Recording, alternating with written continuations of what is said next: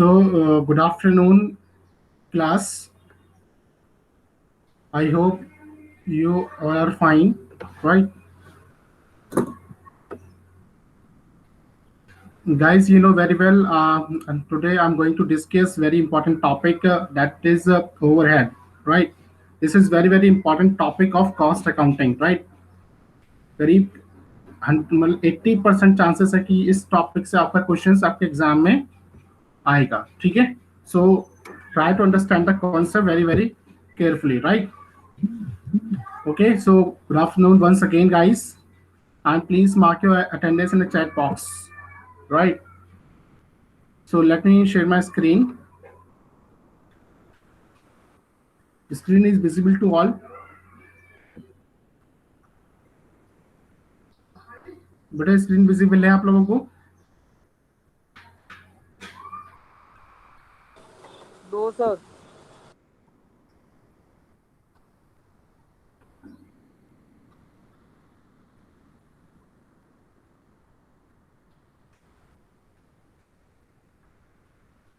Yes, sir. Now it is visible. Now it is visible. Okay, that's great. Good. Keep responding, everybody, because teaching is a two-way process, right? So let us start a topic that is overhead costing. Overhead, right? So overhead costing. Do you have an idea about what do you mean by overhead? Anybody else in my class who can explain the concept of overhead? If you know. Sir, overhead refers to the other expenses, leaving the basic expenses. ऊपर के जितने खर्चे होते हैं उसको overhead बोलते हैं. ऊपर के या इनडायरेक्ट, यानी कि बेटा आपने जो ऊपर का जो वर्ड बोला that's a good word, but it is a indirect overhead में कौन से खर्चे होंगे बेटा? इनडायरेक्ट एक्सपेंसेस होंगे, ठीक है? Okay, got the point? So Yes, sir, got it. So, first of all, let me make you understand the meaning of overhead. Right. Overhead are the expenditure over and above the prime cost. आपको पता होगा कि prime cost कैसे आती थी? Do you have an idea? मैंने cost sheet पे discuss किया था how to calculate the prime cost. Direct material, direct labor cost, and direct Expenses. Direct expenses, तीनों को मिला के क्या बनता था? आपका प्राइम कॉस्ट बनता था, ठीक है? Prime cost.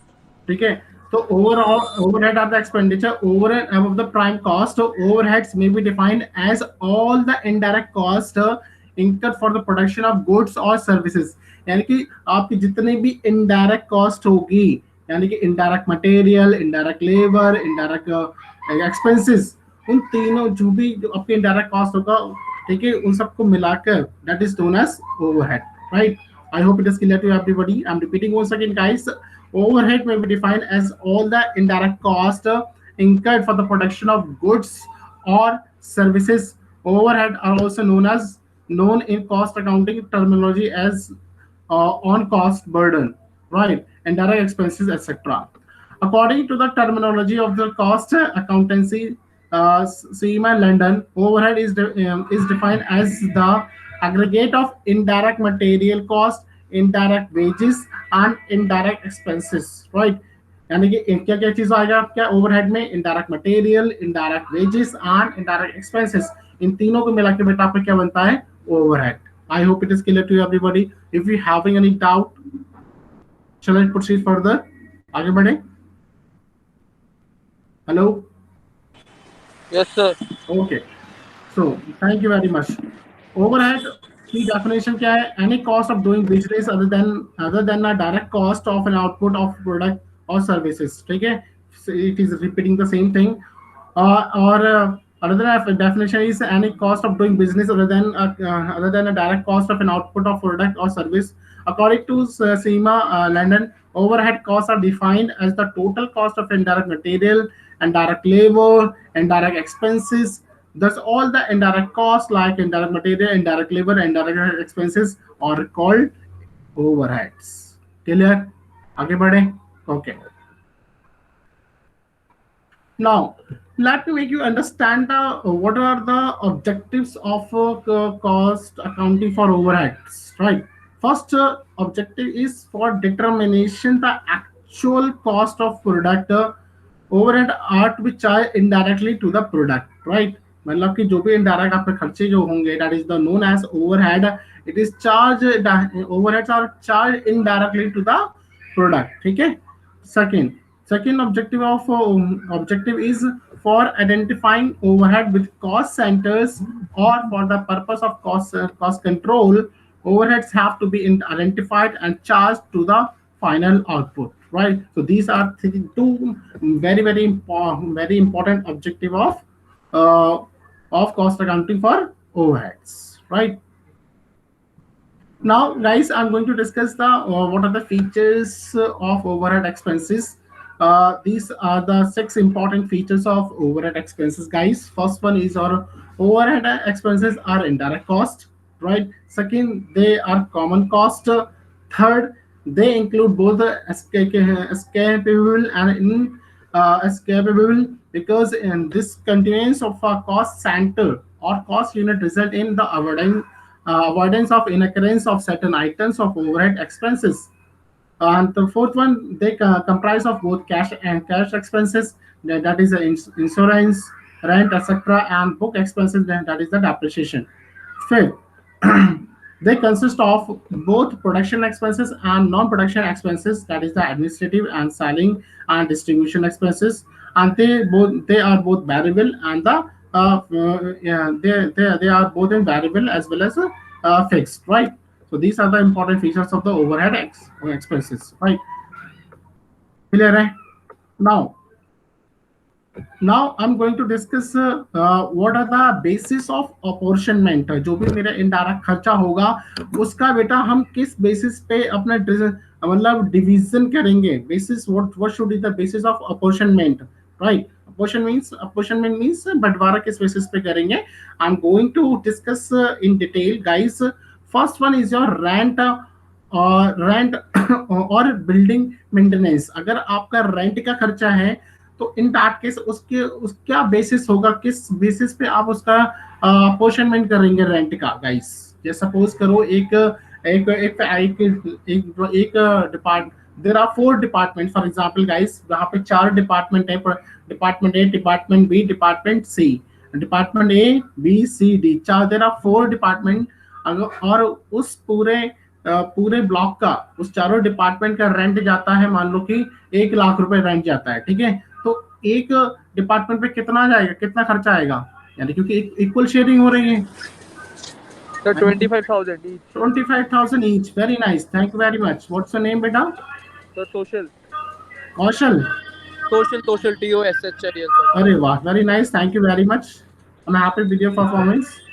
तो rent, there are 4 department A B C D, 4 department है. उस फ्लोर पे चार डिपार्टमेंट है और चारों उस फ्लोर का खर्चा था 1 लाख रुपए, ठीक है. और इक्वल एरिया ऑक्यूपाई कर रखा था ए बी चारों डिपार्टमेंट ने.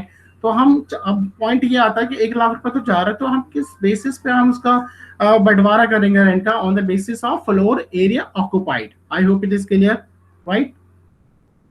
क्लियर है? आगे बढ़ू? Okay. Yes sir.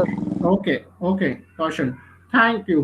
Second one is your factory का अगर लाइटनिंग और मेंटेनेंस का खर्चा है तो हम किस बेसिस पे उसका हम खर्चे का बंटवारा करेंगे. तो that the basis of apportionment will be number of light points or floor area occupied. If the number of light points are given in the question, then in that case we will take the number of light points. Or if the number of light points are not given, then we will take the floor area occupied, right?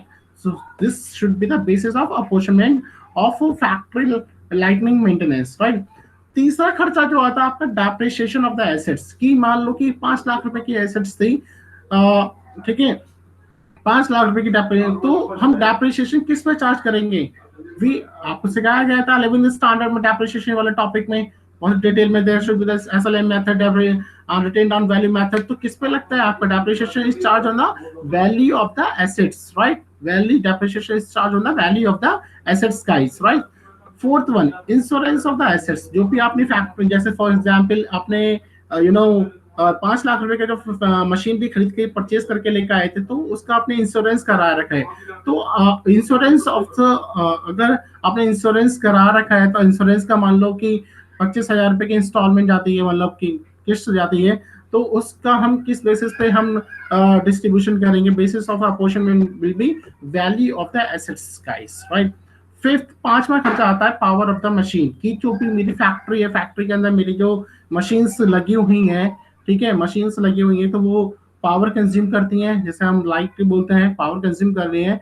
तो अगर power का तो खर्चा है, तो हम जो power of the machines जो का जो खर्चा है, तो वो किस बेसिस पे अपॉर्शनमेंट होगा? That should be the how SP rating और SP rating multiply by machine hour operated. जितना आपका उसका रेट है, हॉर्स पावर रेट जितना रेट है, और जितना उस मशीन ने कंज्यूम किया है, मतलब जितने यूनिट्स उसने कंज्यूम किया मशीन आवर्स ऑपरेटेड, तो उससे हम मल्टीप्लाई करेंगे। तो उस on the basis of that this is the formula. On this basis you can do the apportionment of power of machine expense, right?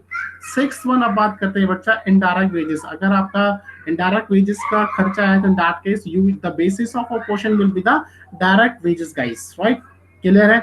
Seventh की बात आती है। सेवेंथ का मतलब सेवेंथ खर्चा, सेवेंथ जो आपका एक्सपेंस है आपका सुपरविजन का है बेटा। किसका? सुपरविजन। सुपरविजन का मतलब होता है कि फॉर एग्जांपल मेरी फैक्ट्री है, तो वहां पे फैक्ट्री के में मैंने अपना सुपरवाइजर हायर कर रखा है, तो मतलब देख रेख के लिए एक वॉचमैन को हायर कर रखा है, दैट इज जो हमारी फैक्ट्री को देख रेख निगरानी करता है, that is known as supervision. तो सुपरविजन को जो सुपरवाइज कर रहा है उसको सैलरी दी जाती है।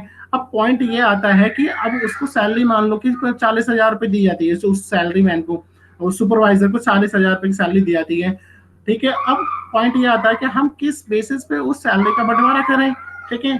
तो हम the basis of apportionment will be the time spent और नंबर ऑफ एम्प्लॉइज और डायरेक्ट वेजेस, राइट? बेटा second,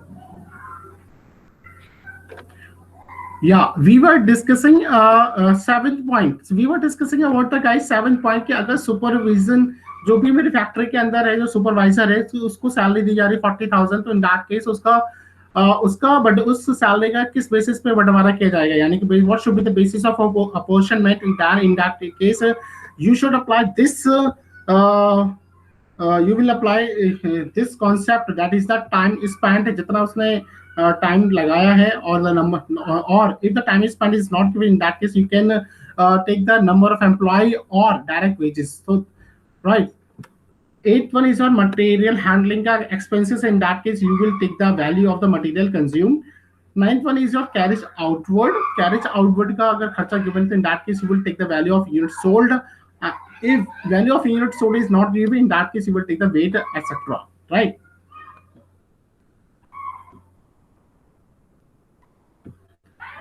Second, someone want to enter?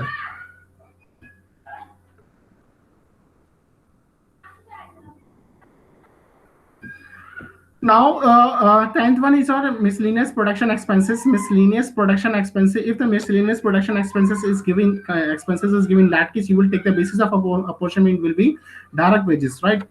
11th point is your fire insurance of building. If the fire insurance of building is given, in that case, you will take the basis of apportionment will be floor area occupied. Guys, I'm repeating once again. If the fire insurance of building अगर आपने करा रखा है, तो आप किस basis पे कर लेंगे? Basis of apportionment should be the floor area occupied guys, right?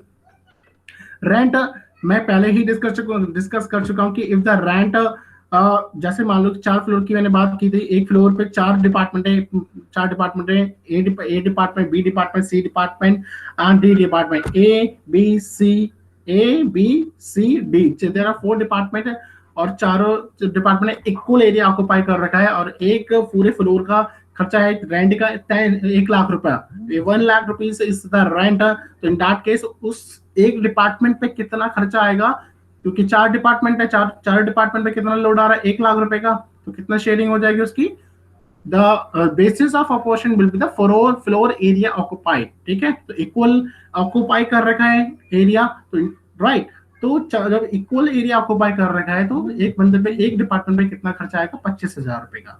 I hope it is clear. Third खर्चा क्या था कि delivery expenses guide, delivery expenses अगर क्वेश्चन में गिवन होगा तो in that case you will take the expense, you will do the basis of apportionment on the basis of volume or distance. If the volume or distance is not given, in that case you will take the weight, right? Fourth one is a purchase department expenses, अगर खर्चा आपका given था, in that case you will take the basis of apportionment will be number of purchase order or value of purchase, right? Next, fifth 15th is your general administration का खर्चा है, तो that in that case you will take the basis of apportionment will be the work cost. Sixth is your advertisement का खर्चा, अगर कर there is a advertisement expenses in the question, in that case you will take the basis of apportionment will be sales, ठीक है, sales, ठीक है। 17 is your sale assistant salary दी गई है, तो उसका खर्चा है, तो किस बेसिस पे बंटवारा किया जाएगा, on the basis of the time devoted for various products, right. 18 is your sales commission, that is guys, sales commission given है, तो you will do the distribute apportionment on the basis of the actual sales. I'm repeating once again guys, अगर sales commission का खर्चा given है तो उस case में आप बंटवारा किस बेसिस पे करेंगे, एक्चुअल सेल्स के बेसिस पे करेंगे। 19 इज योर सैलरी एक्सपेंसेस, अगर क्वेश्चन में गिवन है तो आपका अपोर्शन बेसिस क्या, बेस क्या बनाएंगे बंटवारे करने का, डायरेक्ट वेजेस, अगर डायरेक्ट वेजेस नहीं गिवन तो then in that case you will take the floor area occupied, right.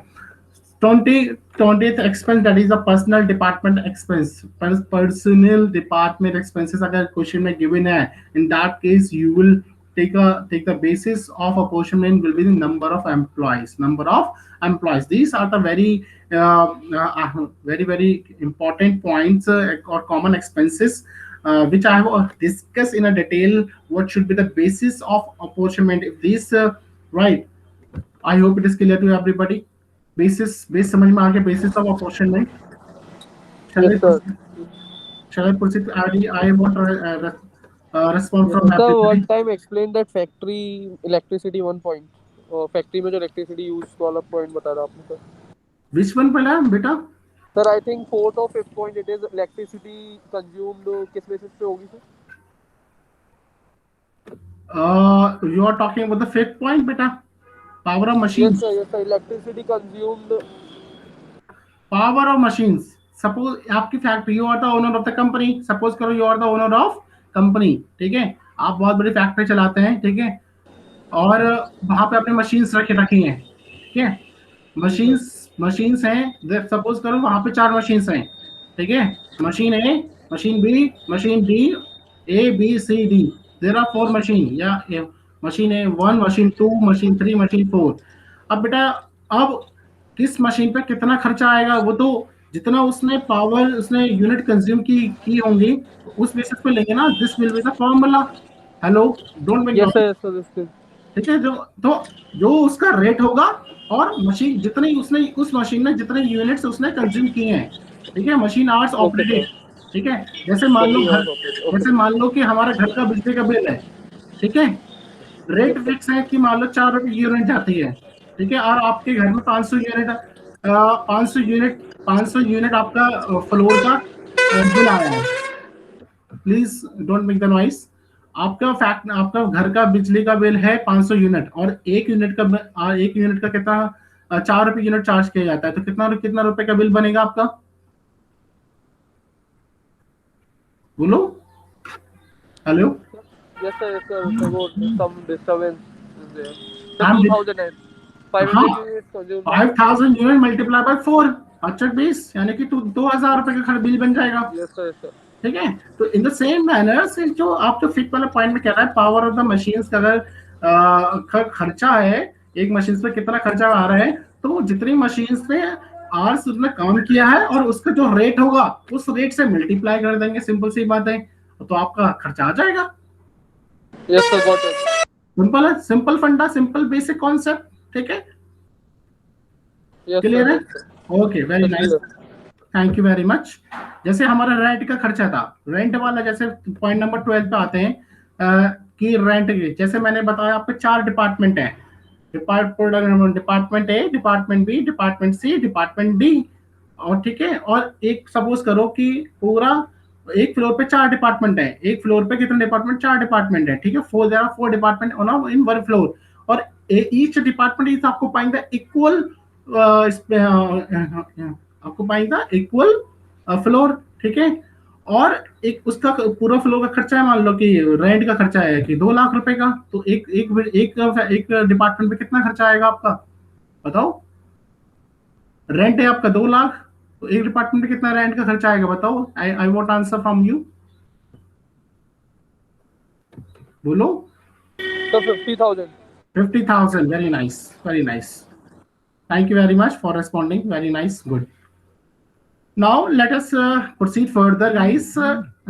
We have to proceed further. Uh, this is very important question. Please note down this question, and I will also share this slide on this notes on our Google Classroom also, please. But now currently you just note this question in your copy. I'm going to discuss this numerical question right now, right? So question is given, कहता है, question कहता है, following figures have been extracted from the accounts of manufacturing concern for the month of December 2006.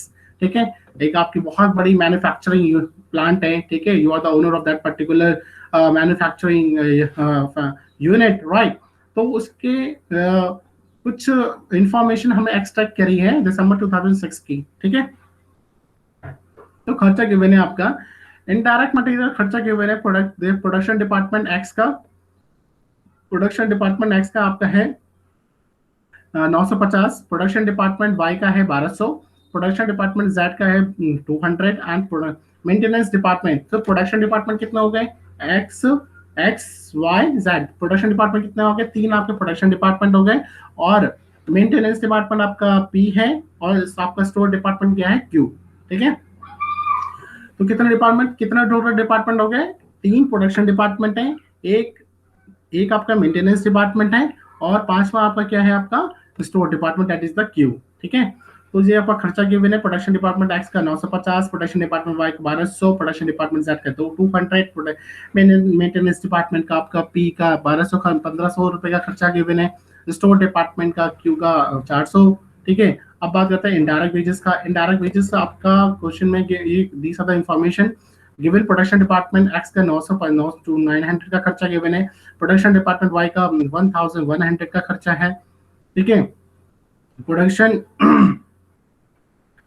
Department Z का है आपका 300, और maintenance department P का खर्चा है 1000, स्टोर डिपार्टमेंट क्यू का खर्चा है इनडायरेक्ट वेजेस का 650। ठीक है, आगे कहता है पावर लाइट का खर्चा आपका 6000 है, 6000 है।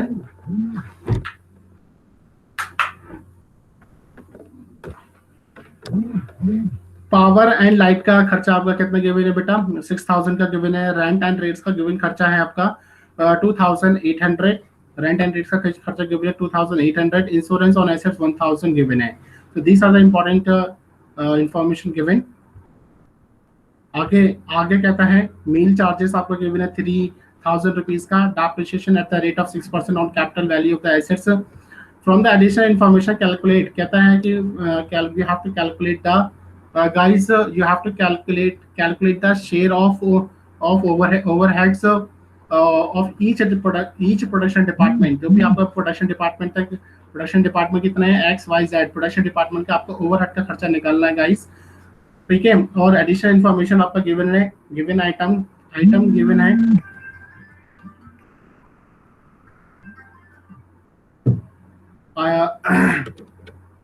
प्रोडक्शन डिपार्टमेंट का खर्चा, प्रोडक्शन डिपार्टमेंट है आपका XYZ, ठीक है। प्रोडक्शन डिपार्टमेंट कितना है आपका XYZ, और सर्विस डिपार्टमेंट PNQ। इसमें एरिया प्रोडक्शन डिपार्टमेंट का एरिया एरिया गिवन है स्क्वायर फीट में। एक्स डिपार्टमेंट जो प्रोडक्शन डिपार्टमेंट एक्स है वो एरिया ऑक्यूपाई करता है 4000 स्क्वायर फीट, वाई करता है आपका 4000 स्क्वायर फीट, और जेड ऑक्यूपाई करता है आपका 3000 स्क्वायर फीट। और सर्विस डिपार्टमेंट आपका जो है आपका PNQ, वो एरिया ऑक्यूपाई करता है, यानी कि एरिया एरिया मतलब एरिया जो ऑक्यूपाई कर रहे हैं वो कितना कर रहे हैं, 2000 square feet, and Q occupy करता है आपका 1000 स्क्वायर फीट गाइस, ठीक है। Capital value, capital value x department में 1 lakh rupees, you know how much it is 1 lakh given है आपका, वाई में गिवन है 1,20,000, जेड का गिवन है 80,000, सर्विस डिपार्टमेंट का आपका गिवन है 60,000, एंड क्यू का गिवन है आपका 40,000, 40,000। Capital value of the assets given है, दीज आर द एक्स में कितना गिवन है, capital value of the assets 1 lakh, Y में है 1,20,000, जेड में है 80,000, पी में है आपका 60,000, और आपका की में है 40,000। किलोवाट आवर्स गिवन से इसमें 4,000 रुपये, 4,000 किलोवाट आवर्स, यहाँ पे आपका 44,000 hours, 16,000 hours, 1,500 hours and 500 hours, ठीक है। नंबर ऑफ एम्प्लॉइज 90, 120 है 30, PNQ में 40, 20 है। Direct labour are 3,600, 3,200, 2,200। Number of material requisition it is given आपका 960 और आपका 500, right. On the basis of the given this information you have to calculate the वो overhead of each production department guys, right. So, guys, listen carefully. This is the solution of this question, guys. So, please note down in a copy, guys. Department make a summary. Departmental overhead distribution summary in such a manner. First of all, write the item, then you have to write the basis of apportionment.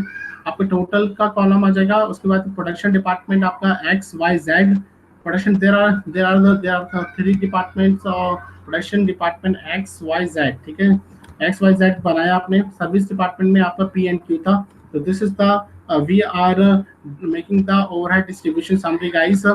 First of all, we will take the indirect material, right? What guys, we will take the indirect material. क्या लेंगे बेटा, indirect material आपका कितना given है, just go to the question. Indirect material कितना given है, indirect material 950, 1200, 200, 1500, 4,000. Yeah, it is directly given. Just put in this production department 950, Y में आपका 1,200 रुपये, 1,200 रुपये जेड में आपका 200, सर्विस डिपार्टमेंट PNQ में आ गया 1,500, और क्यू में आ गया 400, राइट। क्लियर है?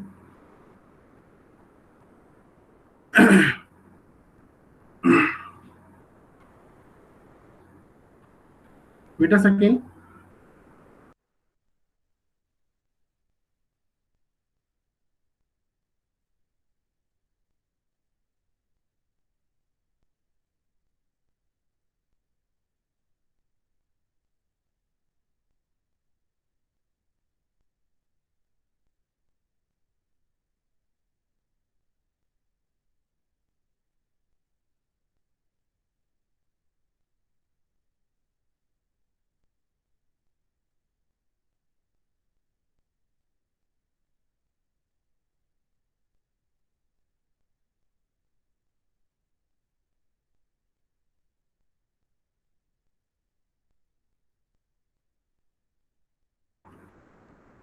So please note down this solution in your copy, guys. I'm feeling thirsty.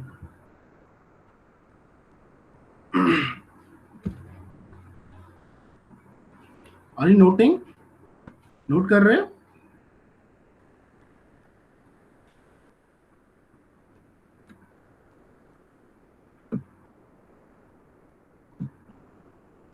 बेटा नोट कर रहे हैं ना सॉल्यूशन?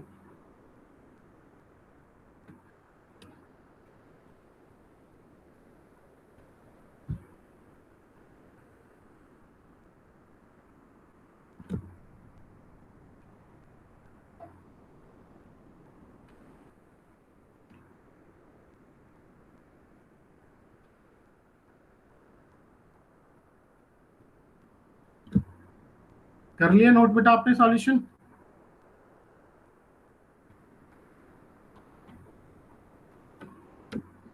हेलो स्टूडेंट्स, नोट कर लिया आपने?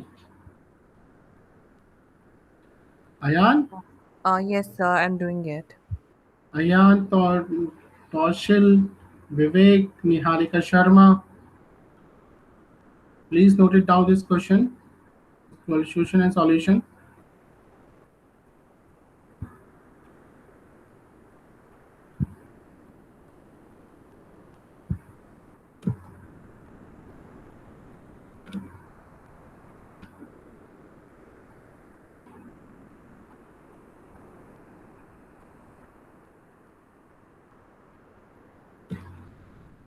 So after writing and apportioning all the distributing all the overheads, what we basically have to do is that applying the formula to get the answers, right? बेटा we have to calculate this value. This Yeah. production department है ना अयान बेटा? अयान जो Okay, question is sir. asking the what is the total overhead, मतलब total खर्चा कितना आया production department हमारा कौन सा था? एक्स वाई जेड, ठीक है।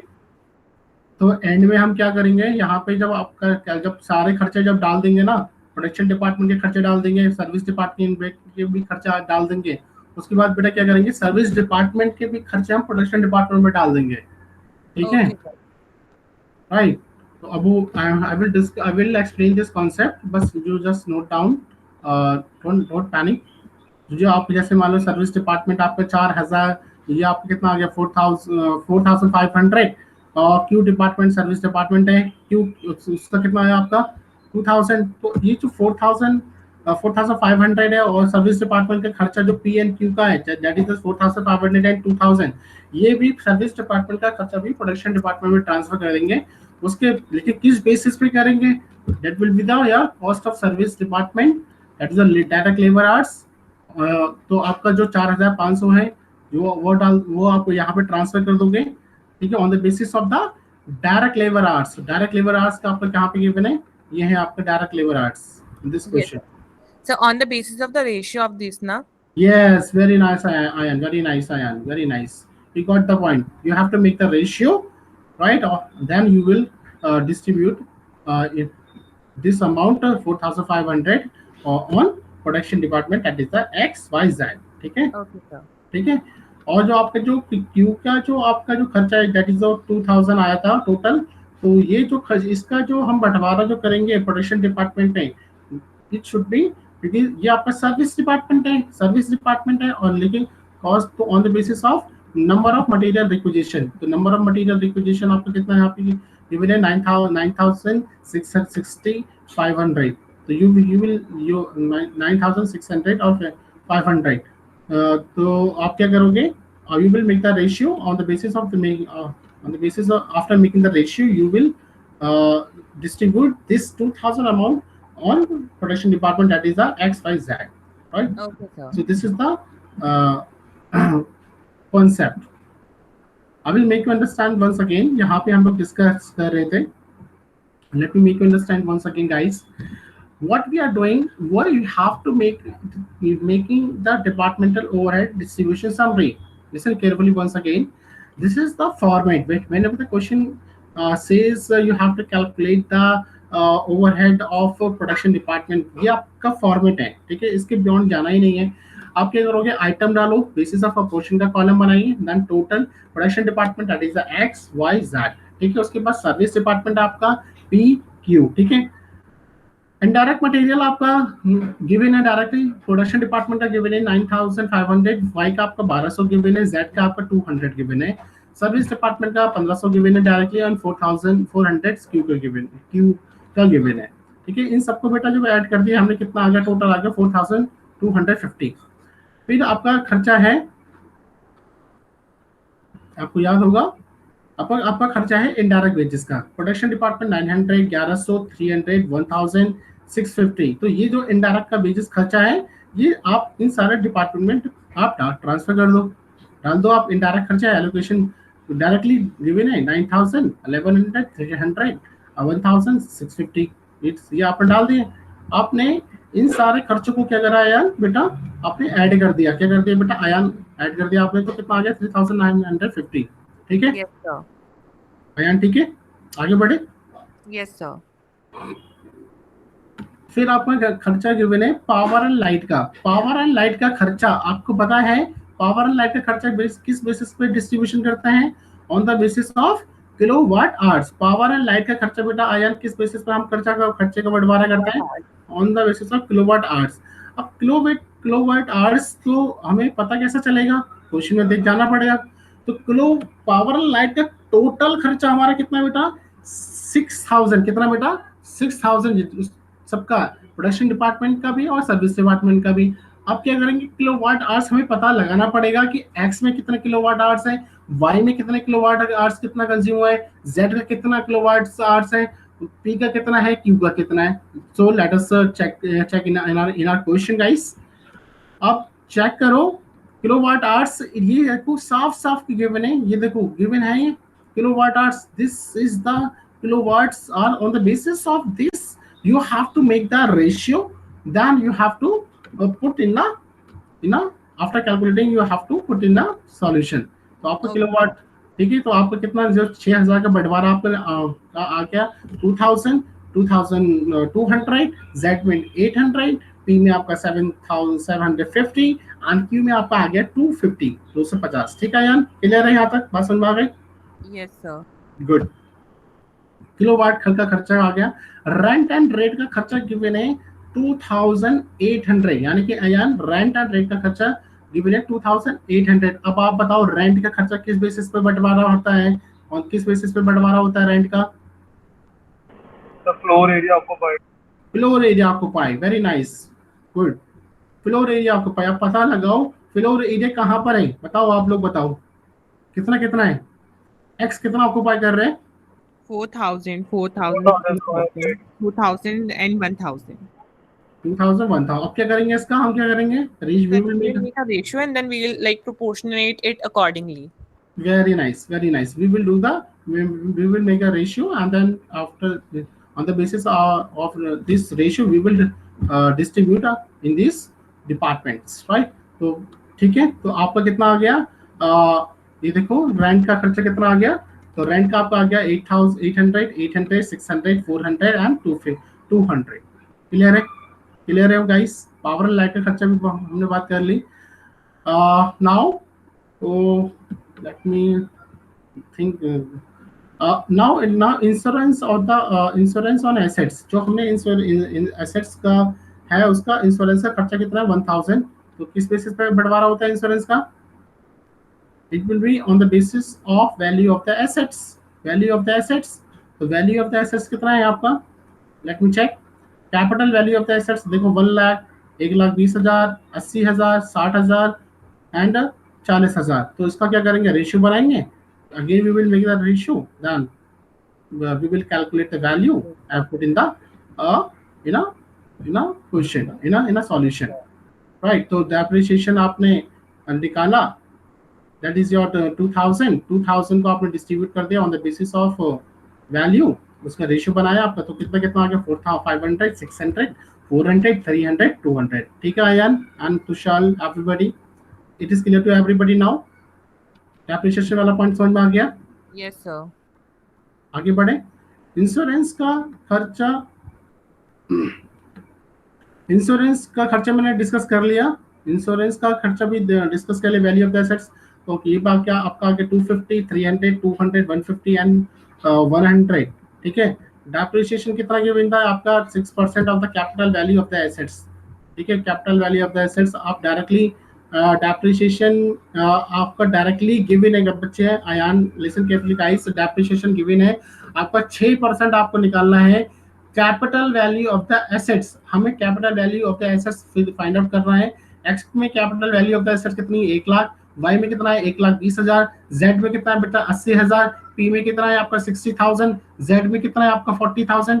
आप क्या करेंगे, इस वैल्यू पे आप आयान क्या करेंगे, you will calculate the 6% on the capital value of assets. तो 1 लाख पे 6% निकालेंगे, 1,20,000 पे आपको 6% निकालेंगे, 80,000 पे 6% निकालेंगे, जेड 60,000 पे आप 6% निकालेंगे एंड क्यू पे आप 6% निकालेंगे। ठीक है, क्लियर टू एवरीबॉडी? तो व्हाट विल sir. बी, क्या क्या आ रहा है आपका डेप्रिसिएशन? तो it will come 500, 600, 400, 300 and 200। Clear to all? Depreciation वाला पॉइंट क्लियर है? Shall I Yes. Discuss Yes, once sir. Again? Clear है? आगे बढ़ूं? Clear to all? Yes, sir. Okay, very nice. Thank you very much for your kind cooperation and responding again and again. Now, और कोई खर्चा बचा? मील charges, meal का खर्चा, meal charges किस बेसिस पर डिस्ट्रीब्यूशन होगा? मील का charge, meal charges, Number of employees. Very nice. Number of meal का खर्चा आपका it will be on the basis of number of employees. Ayan, very nice Ayan, good. तो मील चार्जेस आपका number of employees, तो आपका total कितना खर्चा है बेटा? नंबर ऑफ एम्प्लॉइज का 3000। तो आप let me check number of employees कितना कितना है। Number of employees find out. ये गिवन आपका 90, एक्स डिपार्टमेंट में 90 लोग काम करते हैं, वाई में आपका 120 काम करते हैं लोग, जेड में आप करते हैं आपके एम्प्लॉय 30 लोग काम करते हैं, पी में आपके 40 और क्यू में आपका कितने लोग काम करते हैं बेटा? 20। ठीक है, आप क्या करेंगे? Again you will make a ratio and you will calculate the value and put in the particular department, that is X department, Y department, Z department, B department and the Q department। ठीक है, तो calculate ratio बनाओ, ratio बना के कितना आ जाएगा आपका? तो आपका ये बंटवारा वी विल, तो आपको कितना जाएगा? X में आ जाएगा आपका 900, Y में आएगा आपका 1200, Z का आएगा 300, P का आएगा आपका 400 और Q का आएगा 200। ठीक है, मील चार्जेस तो 3000 का जो मील का जो खर्चा था, we have distributed, we have done apportionment of this खर्चा, this expense on the basis of the number of employees. Then we have make a ratio, then you have to calculate the value, then put that value in this department, X department, Y department, Z department, P department and the Q department। Clear है? Clear है? ठीक है, आगे बढ़े। Yes, sir. Yes, sir. Clear है, very nice. तो now what you will do, अब क्या करेंगे? अब टोटल कर दो इन सारे, अब हमने बंटवारा कर दिया, अपॉर्शनमेंट कर लिया, एक्स में कितना आया, वाई में कितना आया, जेड में डाल दिया, पी का कितना आया। तो now next step is you have to do the, क्या करेंगे आप? टोटल कर दोगे प्रोडक्शन डिपार्टमेंट का और सर्विस डिपार्टमेंट का, क्या करोगे? टोटल कर दो। तो टोटल कर दो आप, तो आपका कितना आएगा बेटा? प्रोडक्शन डिपार्टमेंट एक्स का आएगा 6300, वाई का आएगा 7400, Z का आएगा 2800, P का आएगा 4500 और Q का आएगा 2000। ठीक है, ये टोटल आ गया आपका आया। क्लियर है? Yes, sir. ठीक है, टोटल कर लिया आपने, टोटल कर लिया। और तीनों प्रोडक्शन डिपार्टमेंट और सर्विस डिपार्टमेंट का टोटल खर्चा कितना आएगा आपका? ये 23000, दैट इज 23,000। ठीक है, ये बात समझ में आ गई? यहाँ तक टोटल कर लिया आपने, सभी की वैल्यू आ गई। एक्स डिपार्टमेंट 6300, वाई का 7400, जेड का 2800, पी का 45,000 और क्यू का 2000। क्लियर है? टोटल कर लिया। Now what you will do, जो ये मेरा सर्विस डिपार्टमेंट है, because service department is giving services to the production department. ठीक है, और हमें क्वेश्चन में what is the question is asking, question is asking about the calculate the share of the overhead of each production department का हमें निकालना है। तो now what you will do, next step हमारा ये आता है कि जो भी सर्विस डिपार्टमेंट का जितना भी खर्चा है वो हम किधर ट्रांसफर कर देंगे? इधर ट्रांसफर कर देंगे बच्चा, प्रोडक्शन डिपार्टमेंट ट्रांसफर कर देंगे। मेरी बॉडी लैंग्वेज से थोड़ा समझने की कोशिश करो, हाथ से इसलिए समझा रहा हूँ कि जो भी मेरा सर्विस डिपार्टमेंट का खर्चा होगा वो हम कहाँ ट्रांसफर कर देंगे? प्रोडक्शन डिपार्टमेंट पे। सर मैं रिपीट कर रहा हूँ, I am repeating once again, जो भी आपका प्रोडक्शन सर्विस डिपार्टमेंट का खर्चा है वो हम कहाँ पे ट्रांसफर कर देंगे बच्चा? प्रोडक्शन डिपार्टमेंट पे। किस पे कर देंगे? प्रोडक्शन डिपार्टमेंट पे। अब पॉइंट ये आता है कि सर्विस डिपार्टमेंट का जो खर्चा है वो किस बेसिस पे डिस्ट्रीब्यूशन करूं, किस बेसिस पे अपॉर्शनमेंट करूं, प्रोडक्शन डिपार्टमेंट पे किस बेसिस पे ट्रांसफर करूं।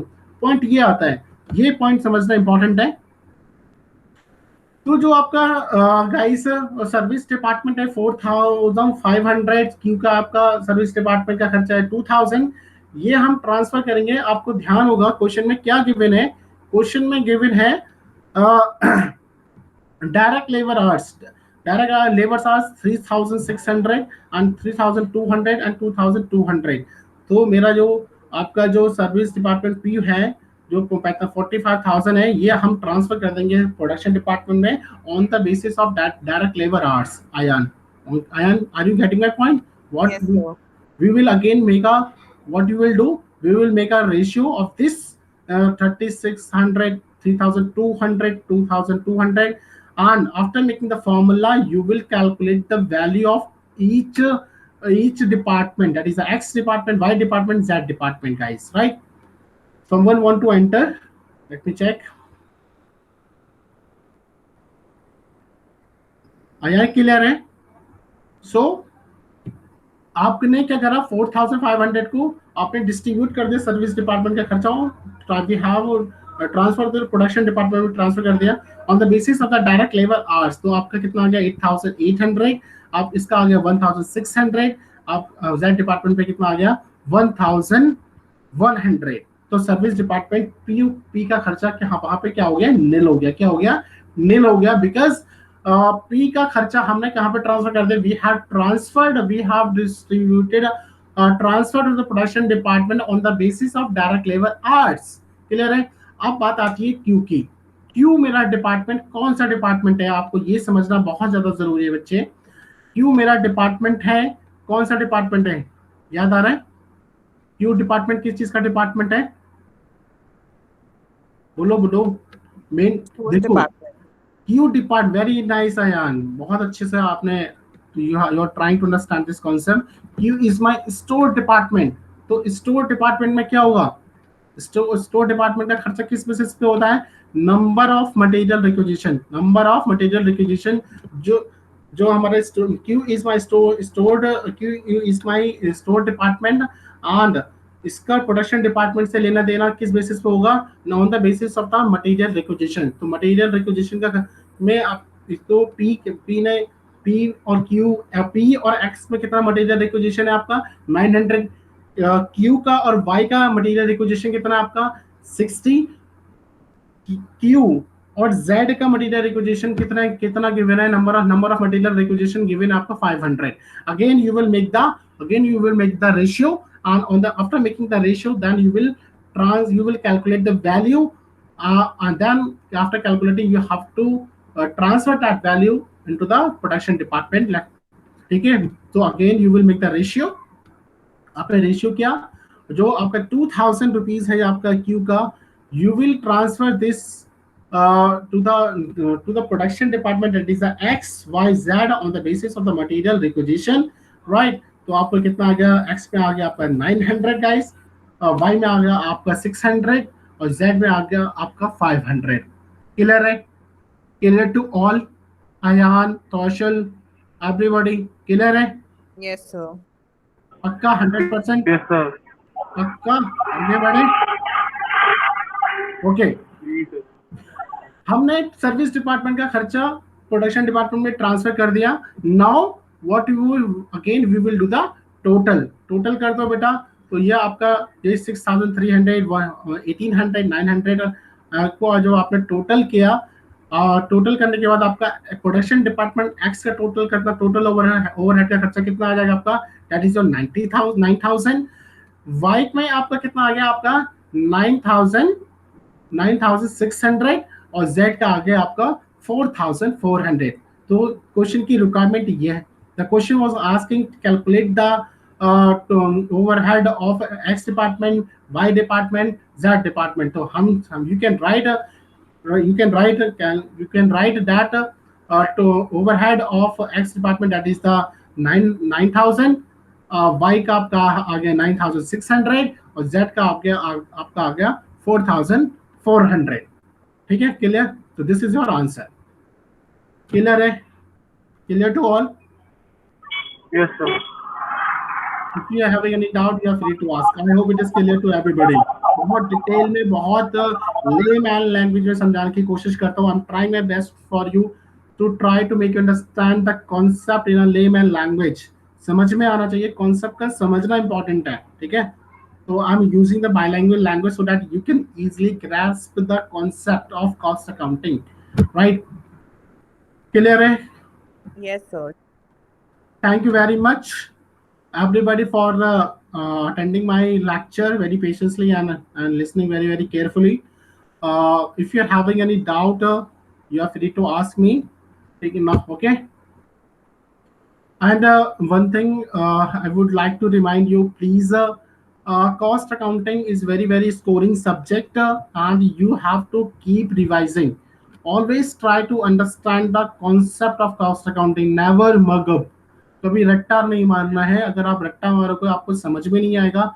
अगर अगर आपने कॉन्सेप्ट समझ लिया, सिर्फ एक या दो क्वेश्चन आपने अच्छे से कर लिए उस बेसिस पर, and you have understand the concept, then you will be able to solve 100 number of questions, right? बहुत सारे क्वेश्चंस आप सॉल्व कर सकते हैं. अगर आपको कॉन्सेप्ट समझ में आता है तो आप बहुत सारे क्वेश्चंस कर सकते हो. If you are not able to understand the concept, तो then it will create a problem. So it is my हाथ जोड़ के मेरी विनती है आप लोगों से, it is my request to all of you, whenever you are revising, you are solving the question, try to understand the concept. I'm here to help you.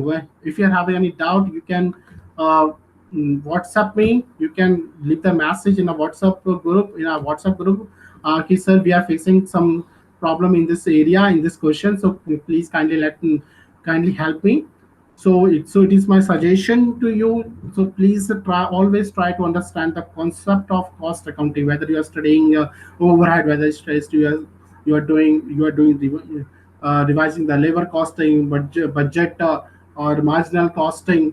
Okay. And the third thing is, I would like to tell you that overhead is very, very important. Marginal costing is very, very important. Material cost is very, very important, right? And labor costing is also very, very important questions. यहाँ से questions 100% आना ही आना है. Overhead से पक्का question आता है आपका. मार्जिनल कॉस्टिंग से पक्का क्वेश्चन आता है आपका. मतलब ये जो है एक कैटेगरी में है कि जो मतलब आपको ज्यादा एम्फेसिस करना है. और मटेरियल से पक्का क्वेश्चन, मटेरियल यूनिट वाले मटेरियल कॉस्टिंग से आपका पक्का क्वेश्चन आता है. और कॉन्ट्रैक्ट पे इंपॉर्टेंट है और प्रोसेस पे इंपॉर्टेंट है. मतलब आई मीन कीप रिवाइजिंग. मतलब आपको इस तरीके से करना चाहिए, कैटेगरी बनाना चाहिए A B C. A category में वो जो क्वेश्चन बार बार रिपीट हो रहे हैं, हर साल आ रहे हैं.